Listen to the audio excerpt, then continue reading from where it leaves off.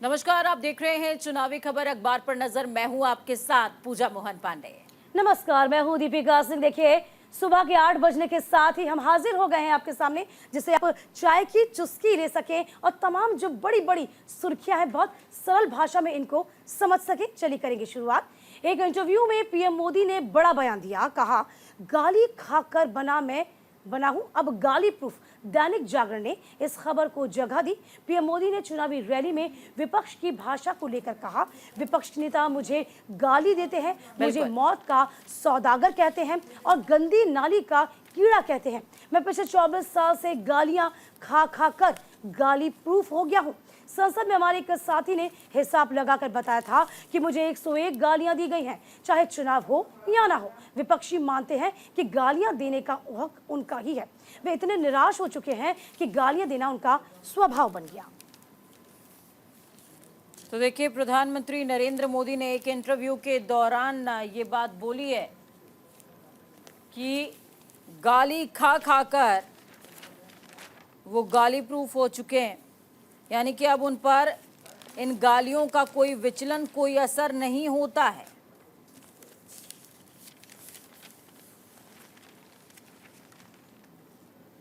इस दौरान उन्होंने विपक्ष पर भी निशाना साधा है।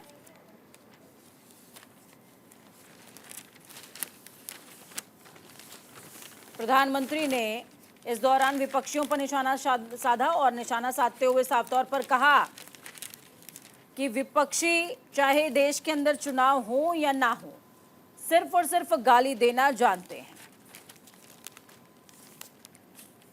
देखिए, यहां पर प्रधानमंत्री नरेंद्र मोदी की वो खबर छपी हुई है जिसमें उन्होंने साफ तौर पर कहा है, टीएमसी पर भी निशाना साधा है और तमाम विपक्षियों पर भी निशाना साधा है। देखिए, यहाँ पर क्या लिखा है उन्होंने, ये भी मैं बता देती हूँ। प्रधानमंत्री नरेंद्र मोदी ने इस दौरान इंटरव्यू के दौरान साफ तौर पर कहा कि विपक्षी मेरे ऊपर निशाना साधते रहते हैं। विपक्षी साफ तौर पर कहते हैं कि नरेंद्र मोदी के कार्यकाल में ये नहीं हुआ, वो नहीं हुआ। बहुत सारी चीज़ें उन्होंने कोड करी है यहाँ पर। और इसके अलावा विपक्षियों पर निशाना साधते हुए प्रधानमंत्री नरेंद्र मोदी ने कहीं ना कहीं पश्चिम बंगाल में टीएमसी सरकार को भी निशाने पर लिया है और उन्होंने ये दावा भी किया कि पश्चिम बंगाल के अंदर भले ही ममता सरकार लाख दावे कर ले, पर इस बार बीजेपी बेहतर प्रदर्शन करने जा रही है। दीपिका, देखो, देखिए, इस बाबत आप इस इंटरव्यू को देखेंगे, सुनेंगे तो आप पाएंगे कि आरक्षण को लेकर प्रधानमंत्री मोदी ने एक बार फिर से विपक्ष को कटघरे में खड़ा किया। उन्होंने कहा कि आप जाति के आधार पर अल्पसंख्यकों को वोट देने की बात करेंगे या फिर आप ये कह रहे हैं कि जो 50% का कैप है वो भी हटा दिया जाएगा। बाकायदा प्रधानमंत्री मोदी ने इसका उदाहरण दिया। कहा कि खेल की बात कर लीजिए आप, कि आप पंजाब के बच्चों को देख लीजिए, उत्तर प्रदेश के बच्चों को देख लीजिए, किस तरीके से तमाम बच्चे अच्छा कर रहे हैं। लेकिन जब आप आरक्षण की बात एक पर्टिकुलर वर्ग को करते हैं तो कहीं ना कहीं ये तमाम चीजें उन बच्चों के लिए सही नहीं होंगी, उनके लिए ठीक नहीं होगी, उनके साथ धोखा होंगी। ये तमाम बातें बड़ी ही सहजता से प्रधानमंत्री नरेंद्र मोदी कहते नजर आए। उन्होंने ये भी कहा कि जब मैंने कांग्रेस का मैनिफेस्टो देखा तो मैं चौंक गया। मैं चौंक इसलिए गया क्योंकि आप जो तमाम बातें गिना रहे हैं, जो तमाम बातें बता रहे हैं, कहीं ना कहीं वो तमाम चीजें जो है वो धरातल पे आना संभव नहीं है। बिल्कुल, चलिए खबरों में आगे बढ़ते हैं। आबकारी मामले में ईडी का बड़ा दावा सामने आया है। केजरीवाल पर केस चलाने के लिए हमारे पास पर्याप्त सबूत हैं, ये ईडी कह रही है। नव भारत टाइम्स ने इस खबर को जगह दी है। बड़ी अपडेट आपको बता रहे हैं। इस दौरान ईडी ने आरोप पत्र दाखिल करते हुए कहा है कि इस मामले के मुख्य सरगना और साजिशकर्ता कोई और नहीं बल्कि मुख्यमंत्री अरविंद केजरीवाल हैं और मुख्य साजिशकर्ता वही है। आम आदमी पार्टी को ईडी ने भी आरोपी बनाया है और कोर्ट में कहा है कि आम आदमी पार्टी के संयोजक के रूप में केजरीवाल की व्यक्तिगत और प्रतिनिधि की भूमिका होती है। और भले ही वो किसी विभाग के प्रतिनिधि ना हो, पार्टी के संयोजक संरक्षक होने के नाते उनकी बहुत बड़ी भूमिका है और इस भूमिका को रेखांकित करते हुए ईडी ने आम आदमी पार्टी को भी दोषी बनाया है। ईडी ने कोर्ट में साफ कहा कि इस घोटाले की साजिश रचने के समय जो भी पार्टी का प्रभारी था और पार्टी के लिए उत्तरदायी था, उसे भी घोटाले का मुख्य आरोपी माना जाएगा। देखिए, इस खबर को जैसा कि पहले भी मैं आपको दिखाई रही थी कि एनबीटी ने इसको जगह दी है। अब इस खबर को समझिए ज़रा, ऐसे समझिए, चूंकि अरविंद केजरीवाल की जो जमानत है वो 1 तारीख को खत्म हो रही है, यहाँ पर फौरी राहत थी। अब जब कोर्ट में अपील को दायर किया गया, ये तमाम बातें जब अरविंद केजरीवाल के वकील ने कही, उन्होंने कोर्ट में कहा, ये टिप्पणी की कि देखिए, ये तमाम बातें जो आप गिना रहे हैं कि कहीं ना कहीं उनके स्वास्थ्य कारणों का हवाला दिया गया कि मैं ठीक नहीं हूँ, या फिर चूंकि मैं कहीं ना कहीं पेशेंट हूँ शुगर का, तो मेरी तबीयत ठीक नहीं। उन्होंने कहा ये तमाम बातें आपने पहले क्यों नहीं गिनाई, ये तमाम बातें आपने पहले क्यों नहीं कही। तो फौरी राहत जो अरविंद केजरीवाल मान रहे थे, उनको चाहिए थी। इन तमाम फौरी राहतों से साफ तौर पर सुप्रीम कोर्ट ने कहा ये इस वक्त नहीं सुनने योग्य है, तो इसको सुना नहीं जा सकता। तो याचिका को लिस्ट करने के बारे में वहां पर जो केजरीवाल के वकील थे, उनको यहाँ पर जो जज मौजूद थे सुप्रीम कोर्ट के अंदर, उन्होंने साफ तौर पर कहा कि आप मेरे पास ये मामला लेकर के मत आइए। अगर आपको ये मामला लेकर के जाना है तो आप सीजेआई डीवाई चंद्रचूड़ के पास जाइए, वो इस मामले का निराकरण करेंगे। मुख्य न्यायाधीश के पास जाने की बात सीधे तौर पर उन्होंने कह दी और उन्होंने कहा कि मेरे पास से आपको अभिषेक मनु सिंह भी ये बयान दे रहे थे कि उनको कुछ टेस्ट अपने कराने हैं मेडिकल ग्राउंड पर, चूंकि जमानत की बात कही जा रही थी। कोर्ट का कुल मिला के कहना यही था कि जो तमाम बातें अब आप गिना रहे हैं, ये जो याचिका में लगा रहे हैं, इन तमाम बातों को आपने तब क्यों नहीं कहा जब आपको जमानत दी गई थी। तो इसीलिए फौरी, देखिए, ये नहीं कहा कि आपकी जो अर्जी है उसे माना नहीं जाएगा, लेकिन हाँ, सुनवाई इस वक्त तो नहीं होगी जिस तरीके से आप चाहते हैं, इस पर विचार विमर्श किया जाएगा, इसके बाद सुनवाई हो सकती है। लेकिन राइट नाउ जो आप चाह रहे हैं तत्काल हो, ये संभव नहीं। चलिए आगे बढ़ते हैं। बिल्कुल, आगे बढ़ते हुए आपको बताते हैं कि किस तरीके से पूरे घटनाक्रम के अंदर मुख्य आरोपी माना गया अरविंद केजरीवाल को, और मुख्य आरोपी मानते हुए आम आदमी पार्टी पर भी साजिश का आरोप कहीं ना कहीं लगाया है, और आरोप लगाते हुए ईडी ने उनको भी उत्तरदायी माना, आम आदमी पार्टी को भी उत्तरदायी माना, और साथ में अरविंद केजरीवाल के लिए साफ तौर पर यह कहा है कि चूंकि आप उस समय पे संरक्षक थे, संयोजक थे, इसलिए पूरा का पूरा उत्तरदायित्व आपका ही है। दीपिका, बिल्कुल जाहिर सी बात है, चूंकि अभी आपने सुना भी होगा कि किस तरीके से ईडी कह रही थी कि देखिए, एक दो नहीं, यहाँ पर पूरी की पूरी आम आदमी पार्टी जो है उस पर हम एफआईआर दर्ज करेंगे, यानी कि उसी को कटघरे में खड़ा करेंगे। कुएं में भांग मिली हुई है, ये साफ तौर पर ईडी का कहना है। चलिए आगे बढ़ जाएंगे। गृह मंत्री अमित शाह का बड़ा बयान आया। 4 जून को नवीन पटनायक होंगे ओडिशा के पूर्व मुख्यमंत्री। दैनिक जागरण ने इस खबर को जगह दी। केंद्रीय गृह मंत्री अमित शाह ने इस बात को साफ तौर पे कहा। मंगलवार को नवीन पटनायक सरकार पर यह तीखा हमला बोला गया। कहा कि ओडिशा के मौजूदा मुख्यमंत्री का मतगणना के दिन यानी कि 4 जून को पूर्व सीएम कहलाना तय है। ओडिशा के तूफानी दौरे पर आए अमित शाह ने एक रैली में कहा 4 जून आएगा और नवीन बाबू अब सीएम नहीं रहेंगे बल्कि सीएम बन जाएंगे। अमित शाह ने राज्य में 3 बैक टू बैक रैलियां भद्रक, जाजपुर, जगत सिंहपुर को संबोधित किया। केंद्र की मुफ्त राशन योजना को अपनी योजना में रूप देने की कोशिश की। नवीन पटनायक सरकार की जमकर आलोचना की। देखिए, कल जब प्रधानमंत्री नरेंद्र मोदी साफ तौर पर इंटरव्यू दे रहे थे, तब भी उन्होंने इस बात का जिक्र किया था। जब उनसे पूछा गया था कि क्या प्रतिद्वंदी मानते हैं या आपके जो तमाम संबंध हैं तमाम नेताओं से अच्छे हैं, तो उन्होंने कहा देखिए, प्रतिद्वंदी तो सब हो सकते हैं लेकिन मेरा कोई दुश्मन नहीं है। बिल्कुल साफ तौर पर कहते भी नजर आए थे पीएम। दीपिका, ये खबर मैं एक बार दर्शकों को दिखा दूं किस तरीके से। देखिए, दैनिक जागरण ने इस खबर को कोड किया है। 4 जून को नवीन बाबू होंगे ओडिशा के पूर्व मुख्यमंत्री, ये अमित शाह कह रहे हैं। नवीन पटनायक को लेकर के लगातार उनके स्वास्थ्य कारणों का भी हवाला देते रहे हैं। अमित शाह जब भी वो रैली करते हैं तो उन्होंने बोला कि स्वास्थ्य कारणों के चलते बहुत ज़्यादा अस्वस्थ नजर आ रहे हैं नवीन पटनायक और ग्राउंड पर भी एक्टिव नहीं है। तो इस पर क्राउस काउंटर भी जो है नवीन पटनायक ने किया था। क्राउस काउंटर करते हुए उन्होंने साफ तौर पर कहा था कि भाई मेरी तो तबीयत ठीक है और मैं 1 महीने से कैंपेनिंग कर रहा हूं। किस आधार पर अमित शाह ये बात कह रहे हैं, ये तो आपको उनसे ही जवाब लेना चाहिए। ये बयान उन्होंने एएनआई को दिया था और उन्होंने साफ तौर पर कहा था कि भाई मैं तो स्वस्थ हूं 1 महीने से। और जब उन्होंने वोट कास्ट किया था नवीन पटनायक ने, उस दौरान भी नवीन पटनायक ने साफ तौर पर तमाम और लोगों से वोट करने की अपील करी थी और कहा था कि स्वस्थ लोकतंत्र के लिए, सशक्त लोकतंत्र के लिए बेहद जरूरी है कि आप अपना वोट कास्ट करें। देखो, नवीन पटनायक के बारे में कहा जाता है कि देखिए उन्होंने किसी के साथ भी अपनी इंटरेस्ट को नहीं दर्शाया। चाहे इंडिया गठबंधन की बात हुआ, इंडिया गठबंधन में तमाम नेता जब उनसे मिलने गए थे, यहाँ तक कि नीतीश कुमार जब उनसे मुलाकात करने गए थे, उनसे शामिल होने की अपील की गई थी, तब वह किनारा करते नजर आए थे। देखिए नवीन पटनायक बहुत मंजे हुए राजनेता हैं, बहुत दूर तक की सोचने वाले राजनेता ऐसा कहा जा सकता है। तो फिलहाल उन्होंने भी अपने पत्ते नहीं खोले हैं, लेकिन ओडिशा में अपनी पैठ को बिठाना चाहती है कहीं ना कहीं और बीजेपी। और इस दौरान खास बात ये रही कि अमित शाह ने किस तरीके से रत्न भंडार को कोड किया यहाँ पर रैली के दौरान ही, और उन्होंने कहा कि भाई आप तो पूर्व मुख्यमंत्री होने वाले हैं, क्या आपने रत्न भंडार, क्योंकि देखिए ओडिशा हो, झारखंड हो, ये कुछ ऐसे क्षेत्र हैं जो कि माइनिंग के लिए जाने जाते हैं और सबसे ज्यादा अभ्रक यहाँ पर होता है। तो उन्होंने इस बात को कोड किया कि क्या आपने रत्न भंडार की डुप्लीकेट चाबी बनवा ली है क्या, क्योंकि आप तो पूर्व मुख्यमंत्री होने जा रहे हैं, फिर आप क्या करेंगे। इस दौरान देखिए अमित शाह ने एक बात को और कोड किया और उन्होंने कहा कि ये चुनाव ओडिया अस्मिता का चुनाव है और ओडिशा में पर्दे के पीछे से कोई तमिल बाबू शासन चलाए उससे क्या आप सहमत हैं।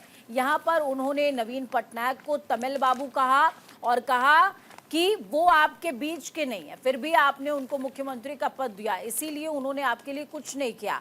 हमको आप मौका दीजिए, बीजेपी को आप मौका दीजिए, हम सबसे युवा और स्थानीय नेता आपके लिए लेकर के आएंगे और वो आपके लिए काम करेंगे, ओडिशा को दुर्दशा से निकालेंगे। इस दौरान जब भी अमित शाह देखिए रैली कर रहे होते हैं, सभा कर रहे होते हैं, तो इस दौरान वो द्रौपदी मुर्मू को भी कोड करना नहीं भूलते, क्योंकि वो आदिवासी समुदाय से आती हैं और ओडिशा के मयूरभंज से आती हैं।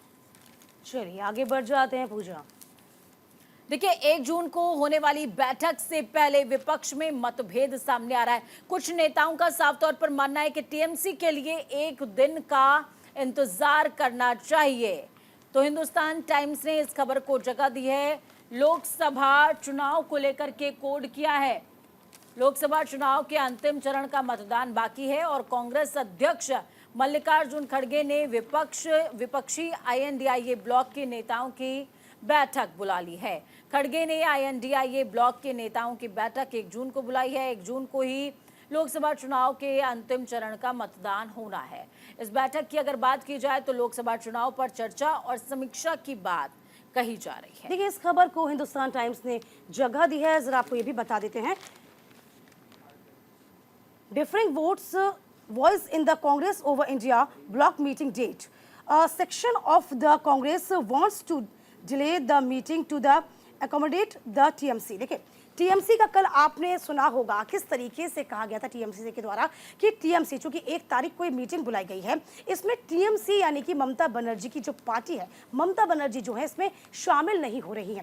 देखिए ममता बनर्जी का जो रुख है ना वो स्पष्ट नहीं हो पा रहा, चूंकि ममता बनर्जी पहले कहती हैं कि हम बाहर से सपोर्ट देंगे, अब ममता बनर्जी ये कहती नजर आ रही हैं चूंकि 1 तारीख के दिन 1 जून के दिन 7वें चरण का मतदान है, मीटिंग भी है और इस बाबत जिस जगह चुनाव हो रहा है पश्चिम बंगाल में वो तमाम खास सीटें हैं, इसीलिए इसी का उन्होंने हवाला दिया कि यही एक खास वजह है कि मैं इस मीटिंग में शामिल नहीं हो रही हूं।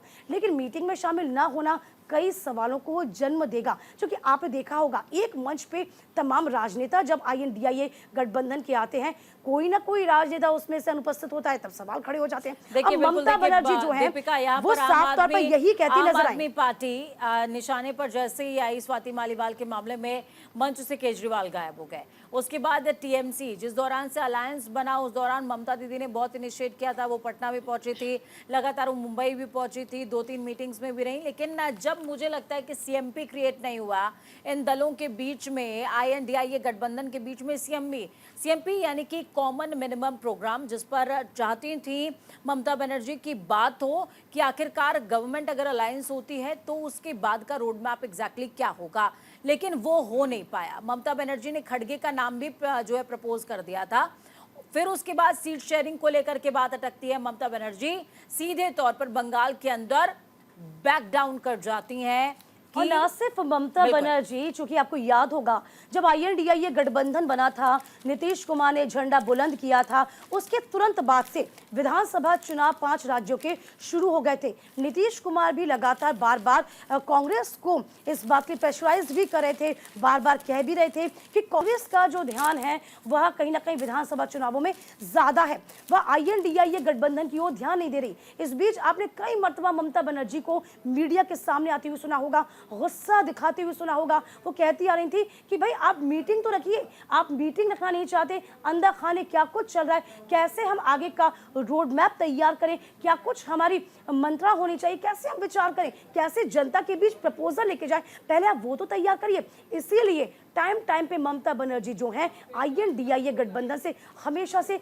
थोड़े तौर पर खफा जरूर नजर आई। और जिसका पूरा सबसे बड़ा एग्जाम्पल ये है कि यहाँ पर जब टिकट शेयरिंग की जब बात बनी तो सीट शेयरिंग के फॉर्मूले पर पश्चिम बंगाल में बात नहीं बन पाई। 40 की 40 सीटों पर ममता बनर्जी ने कह दिया कि हाँ अब चुनाव में बनर्जी अकेली सिर्फ एक लड़ूंगी। पार्ट है दीपिका, यही ममता बहुत बनर्जी बड़ी सिर्फ बात एक नजर आई। पार्ट है, और वो भी पश्चिम बंगाल के अंदर। लेकिन ममता बनर्जी ने किस तरीके से गोलबंदी करके कहीं ना कहीं बीजेपी को बैकडाउन पर ला करके रखा हुआ है पश्चिम बंगाल के अंदर, ये किसी से छिपा नहीं है। इसलिए इंपॉर्टेंट मेंबर हैं वो अलायंस की, उनका शामिल ना होना अपने आप में बहुत कुछ इंडिकेट करता है। भले ही गठबंधन बार बार ये दावे करता रहे कि हमारे बीच में सब कुछ ठीक है, लेकिन ये बात तय है कि 1 तारीख को मीटिंग होगी और मीटिंग में जो लश्कर लगेगा वो देखने वाला होगा, क्योंकि जीत का दावा दोनों ही दल कर रहे हैं, दोनों ही खेमे कर रहे हैं। फिर चाहे वो NDA हो या फिर INDIA, बैठक में तय होगा कि आखिरकार आगे का जो सफर है वो किस तरीके से तय करना है।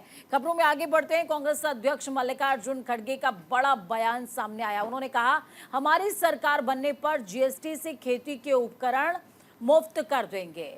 अमर उजाला ने इस खबर को जो है जगह दी है। पंजाब में प्रेस कॉन्फ्रेंस करते हुए मल्लिकार्जुन खड़गे ने साफ तौर पर कहा है कि खेती के जो तमाम उपकरण हैं उनको सस्ता कर देंगे। देखिए, मल्लिकार्जुन खड़गे ने यहाँ के किसानों से सरकार बनने पर MSP की गारंटी देने की बात कही। साथ ही कहा कि कृषि उपकरणों से GST भी मुक्त कर दी जाएगी। इसके अलावा उन्होंने बीजेपी को डराने के आरोप भी लगाए। कहा कि बीजेपी इनकम टैक्स, CBI और ED के हथियारों से डरा रही है। देखिए, मल्लिकार्जुन खड़गे लगातार, आपने कांग्रेस का मैनिफेस्टो यदि देखा होगा तो इसको आप जरूर जान पाएंगे कि यहाँ पर किसानों के लिए उन्होंने कहा कि किसान जिस चीज़ को प्रमुखता से सरकार के सामने मांग रहे हैं, इस याचिका को रख रहे हैं कि MSP पर कानूनी गारंटी बनाई जाए। तो अपने मैनिफेस्टो में कांग्रेस कह रहा है कि हम कानूनी दर्जा देंगे सबसे पहले MSME में, और उससे बड़ी बात की कि खेती को फायदे का सौदा बनाकर कांग्रेस रहेगी और मुफ्त कर देंगे खेती के तमाम उपकरणों को। ये तमाम बड़ी बातें कहती नजर आए हैं मल्लिकार्जुन खड़गे। और इसी के साथ साथ देखिए, कहीं ना कहीं हर मंच से आपने देखा होगा मल्लिकार्जुन खड़गे, चाहे वो किसान हो, अग्निवीर योजना हो, इन तमाम चीज़ों पर अपनी स्पष्ट और मुखरता से अपनी बात को रखते नजर आते हैं। बिल्कुल, गठबंधन की सरकार बनते ही GST मुक्त करेंगे खेती के उपकरण, यहाँ पर मल्लिकार्जुन खड़गे ने साफ तौर पर कहा। देखिए, कांग्रेस बार बार इस बात को कोट करती है कि प्रधानमंत्री नरेंद्र मोदी ने सिर्फ और सिर्फ किसानों के हितों में दावे किए और किसानों के लिए कहा कि वो आय को दुगनी कर देंगे, लेकिन किसानों के हित में कोई फैसला नहीं लिया गया। मल्लिकार्जुन खड़गे हों या फिर राहुल गांधी मंच से बार बार इस बात को कोट जरूर करते हैं और कहते हैं कि किसानों के लिए क्या किया, आपको आंदोलन करने पर मजबूर कर दिया, आपको सड़कों पर ले आई केंद्र सरकार। इस बात को कांग्रेस बार बार कोट करती है। और एक बार फिर से मल्लिकार्जुन खड़गे जब पंजाब के अंदर PC कर रहे थे, देखिए पंजाब के अंदर PC और ये बयान अपने आप में बहुत ज़्यादा इंटरकनेक्टेड है।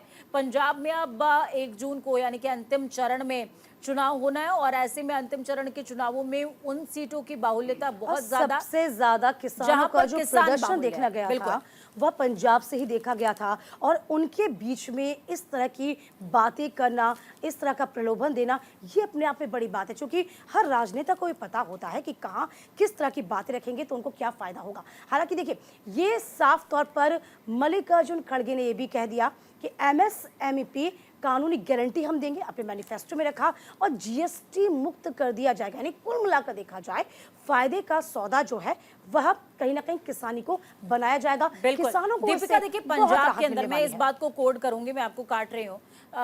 पंजाब के अंदर इस बात को कोड करने के दो रीजन है। सबसे पहला, पंजाब सबसे ज्यादा किसान समृद्ध राज्य है, फसल समृद्ध राज्य है, जहां से कह सकते हैं आपको फसलों के क्षेत्र में अगर क्रांति हुई है तो वो क्षेत्र दो ही है, पंजाब और हरियाणा। हरियाणा के अंदर उतना इम्पैक्ट इस बार किसान आंदोलन का नजर नहीं आया था, लेकिन पंजाब के अंदर आया था, क्योंकि दूसरी चिंगारी भी पंजाब से ही दल्लेवाल की तरफ से जो है उठाई गई थी। और इस बीच मल्लिकार्जुन खड़गे ने जब अपनी बात को कोड किया तो वहां पर उन्होंने 700 किसानों की जान जाने की बात को भी कोड किया है। उन्होंने कहा कि 700 किसानों की जान चली गई, केंद्र सरकार ने क्या किया, आपको धरने पर बैठना पड़ा, आपकी बातें नहीं सुनी गई। और इस दौरान उन्होंने स्वामीनाथन आयोग की रिपोर्ट को भी कोड कर रही है, कोर्ट भी कर रही हैं, जनता को लुभाने के लिए बड़े लुभावने मैनिफेस्टो लेकर आ रही हैं। लेकिन आईएनडीआईए गठबंधन को तमाम चीज़ों को बड़ा स्पष्ट करना होगा, क्योंकि यहाँ पर आईएनडीआईए गठबंधन में यदि हम बात करें कांग्रेस की, कांग्रेस का मैनिफेस्टो अलग आता है, आम आदमी पार्टी का मैनिफेस्टो अलग आता है। उत्तर प्रदेश में जब आप एंटर करेंगे तो समाजवादी पार्टी का मैनिफेस्टो आ जाता है। तो फिलहाल आप जरा जनता को ये भी तो बताइए, किस मैनिफेस्टो को आप लागू करेंगे, जनता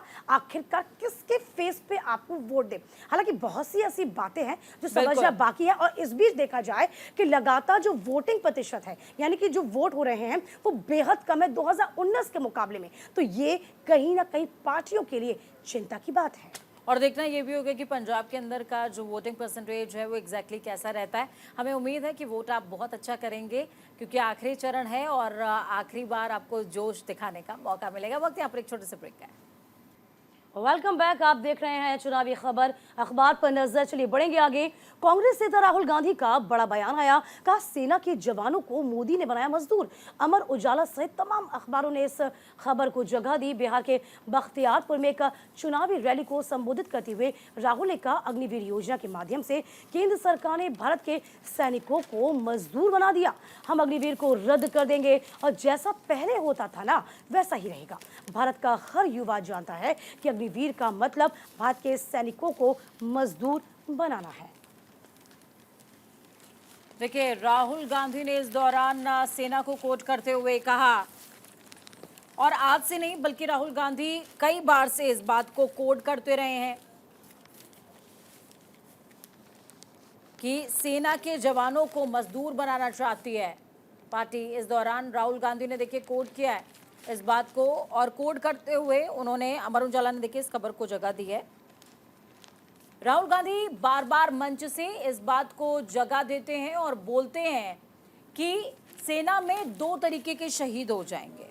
पहला, जो ऑफिसर रैंक के यानी कि परीक्षाओं को उत्तीर्ण करके पहुंचे हुए हैं, जो अग्निवीर योजना के तहत भर्ती नहीं हुए हैं, जिनका सिलेक्शन हुआ है, उनको पेंशन भी मिलेगी।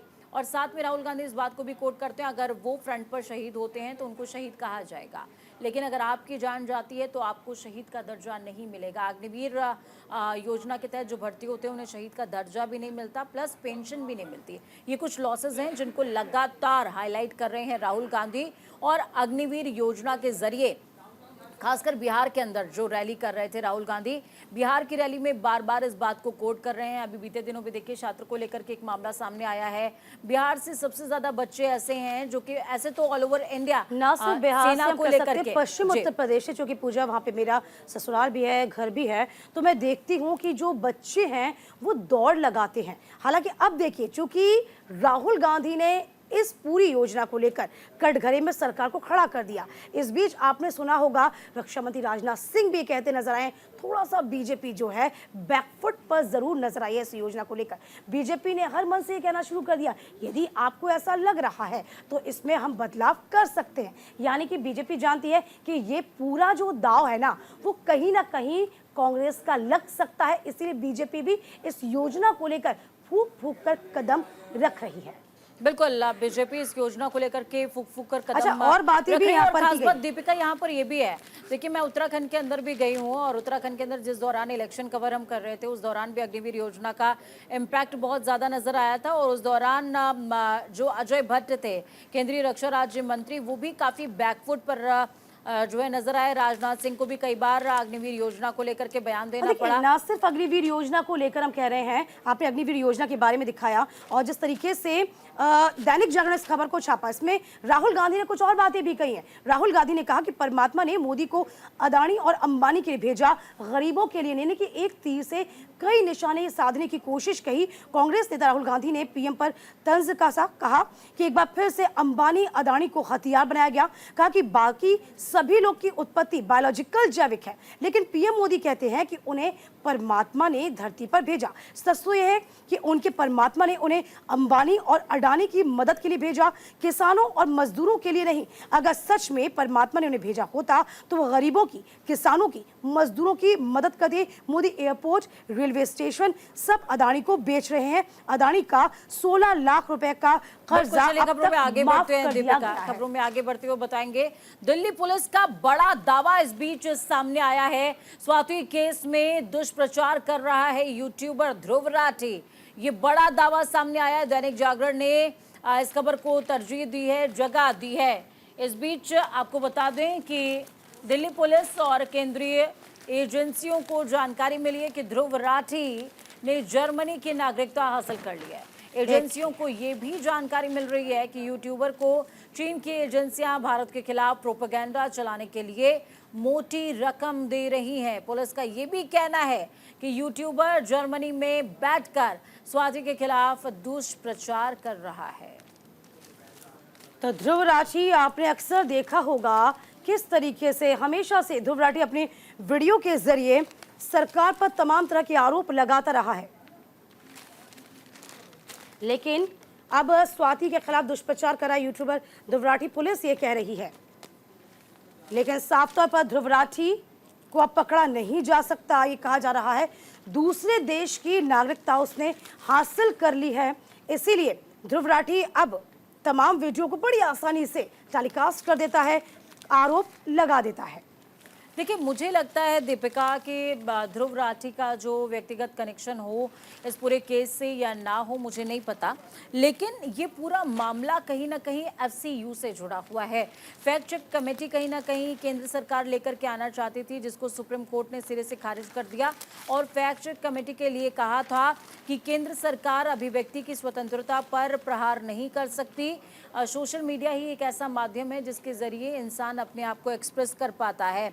केंद्र सरकार ने ये तथ्य रखे थे, उन्होंने कहा था कि सोशल मीडिया में हमें कुछ ऐसे कंटेंट्स पर ऑब्लिगेशन लगाने की आज़ादी होनी चाहिए जो कि देश विरोधी हैं या फिर देश के वही देखिए, सकारात्मक इसके लिए बड़ी नेचर। बारीक सी लाइन होती है। अभिव्यक्ति की स्वतंत्रता का मतलब मनमानी नहीं होता, ये आप जान लीजिए, चाहे वो कोई भी हो। आपको अभिव्यक्ति की स्वतंत्रता दी गई है, यानी कि आप अपनी बातें रख सकते हैं, लेकिन आप मनमानी नहीं कर सकते, आप कुछ भी नहीं बोल सकते।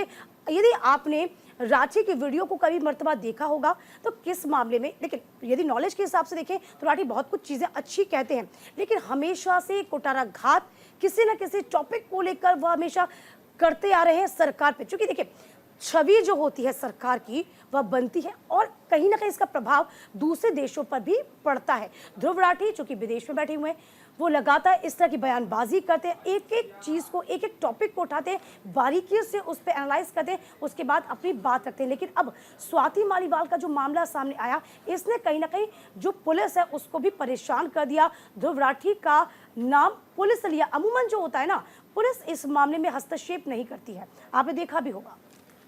बिल्कुल, लेकिन दीपिका मैं एक बार फिर से इस बात को दोहराऊंगी कि मुझे कहीं ना कहीं यही लगता है कि केंद्र सरकार का सीधा सा कनेक्शन एफसीयू यानी कि फैक्ट चेक कमेटी को लेकर के जिस तरीके से बैकड्रॉप पर सुप्रीम कोर्ट के अंदर गई थी सरकार, इसी को लेकर के आधार बनाने का काम है। और कहीं ना कहीं आगे चल के हमें वापस से ध्रुव राठी को बेस बनाकर एफसीयू को इम्प्लीमेंट करते हुआ केंद्र सरकार की तरफ से जो तमाम लॉयर्स हैं या उनके नुमाइंदे हैं वो नजर आ सकते हैं। हालांकि अगर ये बात इस केस तक सीमित रहती है तो वेल एंड गुड, लेकिन अगर इस केस तक सीमित नहीं रहती है तो आगे बहुत कुछ देखना होगा। चलिए आगे बढ़ जाएंगे। यूपी सीएम योगी आदित्यनाथ का बयान सामने आया, कहा शरिया नहीं बाबा साहेब के संविधान से चलेगा देश। दैनिक जागरण ने इस खबर को जगह दी। पीएम मोदी का धुआंधार प्रचार लगातार जारी है। तो कल एक लोकसभा में जनता से वोट अपील करने के साथ ही सीएम योगी ने कांग्रेस पर निशाना साधा था। उन्होंने कहा था कि हमारा देश शरिया कानून के हिसाब से नहीं बल्कि बाबा साहेब के संविधान से चलेगा। देखिए, बार बार बीजेपी को ये क्लैरिफिकेशन देना पड़ रहा है कि बीजेपी संविधान में चेंजेस नहीं करने जा रही है, क्योंकि विपक्ष लगातार सरकार को, या यूं कहूं कि बीजेपी को, एनडीए को इस बात पर घेरती रही है कि एनडीए कहीं ना कहीं 400 पार का नारा इसलिए दे रहा है क्योंकि वो संविधान के अंदर चेंजेस लाना चाहते हैं। जैसे वो केंद्र के अंदर आएंगे, वो संविधान के अंदर चेंजेस लेकर के आएंगे। बार बार बीजेपी इस बात को क्लैरिफाई कर रही है कि नहीं, हम चेंजेस नहीं लाने जा रहे हैं, लेकिन इसका मतलब ये भी नहीं है कि किसी एक पर्टिकुलर समुदाय के धार्मिक एजेंडों के आधार पर देश चलने जा रहा है। पीएम मोदी का जिक्र करते हुए उन्होंने बड़ा बयान दिया सीएम योगी आदित्यनाथ ने, और कहा कि प्रधानमंत्री नरेंद्र मोदी ने डॉक्टर BR अम्बेडकर का सम्मान किया, उनके पंच तीर्थ की स्थापना की और उन्हें भारत रत्न दिए जाने का समर्थन भी किया है। देखिए अखबार ने क्या कहा, जरा ये भी जान लीजिए। योगी ने गोरखपुर मिर्जापुर में चुनावी जनसभा में मुस्लिम तुष्टीकरण के मुद्दे पर कहा कि अपने घोषणा पत्र में सत्ता में आने के बाद पर्सनल लॉ लागू करने का आश्वासन दे दिया। देखिए ये जरा जान लीजिए, कहाँ किस जगह कौन सी बातें कही गई हैं, इसको आप पॉइंट कीजिएगा। इसके बाद पर्सनल लॉ का मतलब तालिबानी शासन, जिसमें बेटियां स्कूल और महिलाएं बाजार नहीं जा सकेंगी। पड़े भाजपा ऐसा हरगिज नहीं होने देगा, क्योंकि ऐसा माहौल बनाया जा रहा है INDIA के द्वारा कि संविधान को खत्म कर दिया जाएगा, लेकिन ऐसा होगा नहीं। इसके अलावा भाजपा ऐसा हरगिज नहीं होने देगी। इसके साथ ही कहा कि संविधान जैसा है ना वैसा ही चलेगा। हर मन से तमाम पार्टियों को, तमाम नेताओं को बीजेपी के ये बात कहनी पड़ रही है। जरा जान लीजिए कि ये कहना क्यों पड़ रहा है, क्योंकि आपको याद होगा कर्नाटक में जनसभा के दौरान JDS के नेता ने, जो विधायक थे, उन्होंने इस बात को कह दिया था। हालांकि उनके कहने का मतलब कुछ और था, लेकिन उस बात को तोड़ मरोड़ के कांग्रेस से किसी और तरीके से ले लिया और ये कह दिया कि संविधान में बदलाव जो है कहीं ना कहीं बीजेपी चाहती है, क्योंकि साफ तौर पर JDS की कर्नाटक में इस वक्त सहयोगी पार्टी है। तो इस पूरे सिनेरियो को, इस पूरे बयान को ऐसे जोड़ लिया गया। इसीलिए हर मंच से तमाम जो बड़े नेता हैं बीजेपी के, वो ये कहते नजर आ रहे हैं, भाई ऐसा होगा ही नहीं कि संविधान में बदलाव हो, लेकिन हाँ शरीयत के हिसाब से तो नहीं चलेगा देश का कानून। क्योंकि आप यहाँ पर माइनॉरिटीज के लिए बात कर रहे हैं, उनको यहाँ पर समर्थन देने की बात करें, उनको आरक्षण देने की बात करें, जो हरगिज नहीं होने दिया जाएगा। बिल्कुल, और बार बार बीजेपी इस बात को कोट भी करती रही है। बीजेपी ने साफ तौर पर कहा है, उनके तमाम अलग अलग नेता मुस्लिम्स को जिस तरीके से आरक्षण दिए जा रहे हैं अलग अलग राज्यों में, और खासकर विपक्ष शासित राज्यों में, उस बात को भी कोट किया। और उन्होंने कहा कि हम संविधान के हिसाब से देश चलाएंगे और संविधान के हिसाब से ही देश चलता रहेगा। कोई भी इस बात को झुटला नहीं सकता, कोई ताकत इस बात को झुटला नहीं सकती। लेकिन अगर आप चाहेंगे कि धर्म विशेष की, चाहे वो हिंदू हो, चाहे वो मुस्लिम हो, चाहे वो सिख हो या ईसाई हो, किसी भी धर्म की जाति के आधार पर आरक्षण दिया नहीं जा सकता, ना दिया जाएगा। संविधान जैसा है यथावत वैसा ही रहेगा। बिल्कुल, फिलहाल वक्त एक छोटे से ब्रेक का हुआ है, कहीं मत जाएगा, फौरन लौटेंगे हम। ब्रेक के बाद एक बार फिर से आप सभी का स्वागत है। खबरों में आगे बढ़ेंगे, आपको बताते हैं ईडी टीम पर हमले के मामले में शाहजहां शेख और 6 लोगों पर लगातार मामला जो है वो दर्ज करता हुआ नजर आया है। साफ तौर पर आपको बता दें कि अटेम्प्ट ऑफ मर्डर का केस दर्ज हुआ है। हिंदुस्तान टाइम्स ने इस खबर को कोड किया है और इस दौरान attack on ED, Shahjahan Sheikh को क्रॉस चेक करने के लिए ईडी की टीम जब संदेश खाली पहुंची थी, तो उस दौरान वहां पर शेख शाहजहां और उसके सहयोगी की तरफ से ईडी की टीम पर हमला किया गया था। इस बात को कोड किया है और अटेम्प्ट ऑफ मर्डर की चार्जशीट भी दाखिल की गई है। देखिए इस खबर को जगह दी गई है हिंदुस्तान टाइम्स ने। अब बता दें आपको क्या कुछ कहा। ED attacks Shahjahan in the chargesheet. The Central Bureau of Investigation has filed a charge sheet against the former Trinamool Congress leader Shahjahan Sheikh, his brother, and 5 other in narration with the probe into the mob attack on the ED team. तो देखिए, आपको याद होगा जब शाहजहां शेख को गिरफ्तार करने के लिए ईडी की टीम पहुंची थी, तब किस तरीके से ईडी पर अटैक कर दिया गया था। इसी को लेकर शाहजहां शेख की मुश्किलें, टीएमसी की मुश्किलें एक बार फिर से बढ़ सकती हैं। संदेश खाली को लेकर सभी की चुप्पी साधी हुई थी। इसके बाद देश में किस तरीके से भूचाल आ गया था, सुप्रीम कोर्ट तक ने संज्ञान ले लिया था और इसके बाद ईडी ने कहा कि देखिए, यहाँ पर जो सरकारी जांच एजेंसियां जो है ना, वही कहीं ना कहीं सेफ नहीं महसूस कर रही हैं। इसी को लेकर अब शाहजहां शेख की मुश्किलें और बढ़ती नजर आएंगी।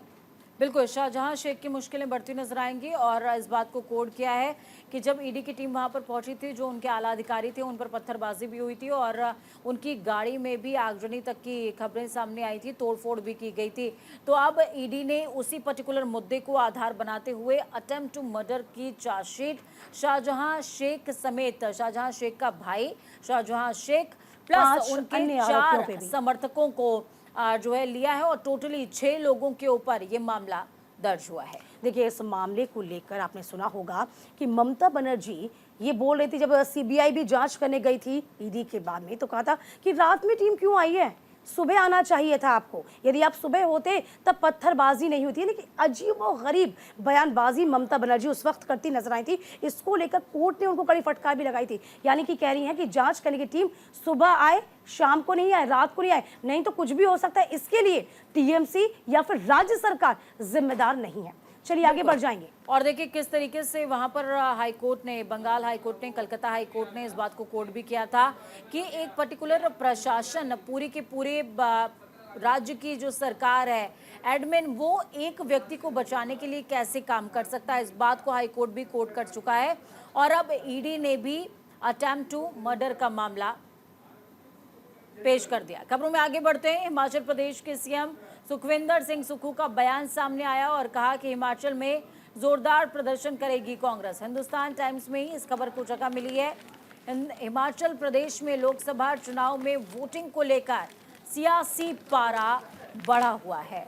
यूं तो मौसमी पारा भी हाई है, लेकिन सियासी पारा भी बढ़ा हुआ है। इस बीच हिमाचल के सीएम सुखविंदर सिंह सुक्खू का एक बड़ा बयान सामने आया। उनका कहना है कि कांग्रेस हिमाचल में बेहतरीन प्रदर्शन करेगी। देखिए, इस खबर को हिंदुस्तान टाइम्स ने जगह दी है। देखिए, इस जगह पर सुक्खू की तस्वीर यहाँ पे सामने आप देख पा रहे होंगे। साफ तौर पर BJP couldn't not win by votes but they tried to top government with money, यानी कि गवर्नमेंट को मनी के द्वारा खरीदने की कोशिश यहाँ पर जरूर कर सकती है। देखिए, ये बात क्यों कही गई, जरा इस पे आप देखिए। ये जो बयान कहा गया, आपको याद होगा जब राज्यसभा का चुनाव हुआ था, तब किस तरीके से 7 जो सांसद थे, उन्होंने किनारा कर लिया था। इसके बाद कहीं ना कहीं वो बीजेपी के पाले में जाने की कोशिश की गई थी, चले भी गए थे। यहाँ पर ये कहा गया और आपने सुना होगा किस तरीके से प्रियंका गांधी ने भी कहा कि हिमाचल सरकार को तोड़ने की जो कोशिश है वो प्रधानमंत्री नरेंद्र मोदी, बीजेपी लगातार कर रही है। इसी को लेकर बड़ा तंज यहाँ पर सुक्खू करते नजर आए। उन्होंने कहा कि हमारी चुनी हुई सरकार है भाई, आप तोड़ने की कोशिश करें, ऑपरेशन लोटस आप जहाँ चाहते हो वहाँ खिला देते हो, यानी कि पैसे देकर आप विधायकों को तोड़ते हो। ये साफ तौर पर बड़ा और गंभीर आरोप है। बिल्कुल, देखिए इस बीच दीपिका ने बहुत पुरानी बात को कोट किया है, लेकिन नई बात समझ लीजिए। लोकसभा चुनाव चल रहे हैं, आखिरी चरण का चुनाव है और इसमें ताज़ा अपडेट यही है कि 4 सीट हिमाचल प्रदेश की जिसमें वोटिंग होनी है 1 जून को। 4 सीट, जिनमें से विक्रमादित्य सिंह जो कि प्रतिभा सिंह के बेटे हैं, प्रतिभा सिंह वही जिनको कोड किया यहाँ पर दीपिका ने कि बीते दिनों बखेड़ा खड़ा कर दिया था, उनकी नाराजगी और उनके बेटे की नाराजगी भी सामने आई थी। चलिए आगे बढ़ जाएंगे। और अब जो है सुक्खू ने दावा किया है कि आगामी चुनावों के दौरान जिस दिन वोटिंग होगी, जनता वोटों के जरिए चोट करेगी और जवाब देगी, लेकिन मुझे डर है कि सरकार खरीदने का काम इस बीच हो सकता है। चलिए आगे बढ़ जाएंगे। रक्षा मंत्री राजनाथ सिंह का बड़ा बयान सामने आया। कहा, मोदी राज में पंजाब और देश की सीमाएं सुरक्षित हैं। अमर उजाला ने इस खबर को जगह दी। राजनाथ सिंह ने कहा, पूरे देश की तरह पंजाब में मोदी लहर है और ये बड़ी बात कहते नजर आए। उन्होंने कहा कि पीएम मोदी के कुशल और सशक्त नेतृत्व के कारण पंजाब और देश के बॉर्डर पूरी तरीके से सुरक्षित है। भारत विश्व में उस मुकाम पर है जहां सभी देश हमें सम्मान की दृष्टि से देखते हैं और हमारे दुश्मन देश की तरफ नजर उठाने की जरूरत नहीं करते। तो देखिए, रक्षा मंत्री राजनाथ सिंह जब भी कहीं मंच से बोल रहे होते हैं तो वो देश की सीमाओं को ज़रूर कोट करते हैं, और ख़ासकर उत्तराखंड में अगर होते हैं तो चाइना को लेकर के बोलते हैं, हिमाचल में होते हैं तो चाइना को लेकर के बोलते हैं, पंजाब में अगर वो मौजूद हैं तो पीएके को लेकर के बोलते नज़र आएंगे, जम्मू कश्मीर में हैं तो पीओके को लेकर के बोलते नज़र आएंगे। तो यहाँ पर राजनाथ सिंह ने इस बात को कोड किया और उन्होंने कहा कि भारत को आज पूरी दुनिया सम्मान से देखती है, और उन्होंने कहा कि जब तक केंद्र में सरकार बीजेपी की है, देश की सीमाएं पूरी तरीके से सुरक्षित हैं, इस बात से आप निश्चिंत रहिए।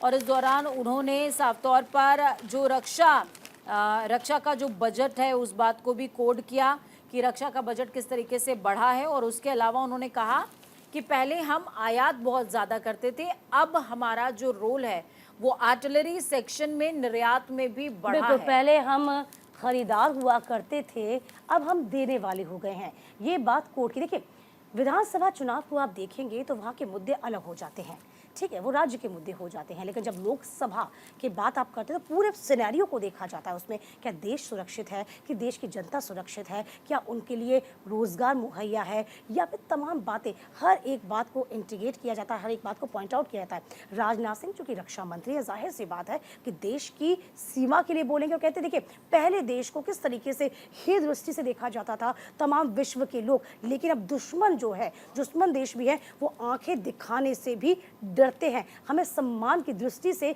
देखा जाता है। ये कहीं ना कहीं अचीवमेंट है बीजेपी की। तो इस बात को रक्षा मंत्री राजनाथ सिंह समय समय पर कोट करते रहते हैं, और पाकिस्तान को लेकर के उन्होंने बोला है कि पाकिस्तान अपनी धरती पर आतंकी फैक्ट्रियों को खत्म नहीं कर सकता तो हम मदद करने को तैयार हैं। ये बात पहले भी उन्होंने कही थी, हम ले लेंगे, इस बात को उन्होंने कोट किया है। देखिए, ये हम जो है इस शो के जरिए आपको दृष्टि देने का भी काम करते हैं, सिर्फ खबर को डिकोड करना हमारा मकसद नहीं है। तो देखिए, ये चुनावी समय चल रहा है, चुनावी बयार है, इसीलिए अखबार पर हमारी नज़र भी बनी हुई है कि कहीं ऐसी खबर जो आप उसको गलत ना इंटरप्रेट कर लें। राजनाथ सिंह बार बार विदेश को लेकर के बोलते हैं, देश की सीमाओं को लेकर के बोलते हैं, उनका बोलना बनता भी है। 5 साल तक वो रक्षा मंत्री रहे हैं, रक्षा मंत्री का पदभार उन्होंने संभाला है, इसलिए वो अलग अलग मंच से इस बात को लेकर के कोट कर रहे हैं। लेकिन इस बात से इस को लेकर के आप क्लियर हो जाइए, ऐसा नहीं है कि आज़ादी के बाद से लेकर के आज तक देश के अंदर रक्षा क्षेत्र में कोई काम नहीं हुआ, काम हुआ है, पर मौजूदा समय में जो सरकारें हैं उनका काम है कि कीमती वोट अपनी आपका अपनी है। कीर्ति गिनाएं। बिल्कुल वही हम कह रहे हैं पूजा, फैसला आपको करना है, कीमती वोट आपका है। घर से बाहर, यदि अब 7वें चरण का अंतिम मतदान है, घर से बाहर जरूर निकलिए, वोट जरूर करिए, क्योंकि लोकतंत्र का ये महापर्व होता है, 5 साल के बाद ही मौका मिलता है। चलिए, इसी के साथ हमारे इस खास सेगमेंट में अभी के लिए बस इतना ही। कल फिर हाजिर होंगे सेम टाइम पर, आप बने रहिए हमारे साथ, देखते रहिए न्यूज़ इंडिया। नमस्कार। नमस्कार।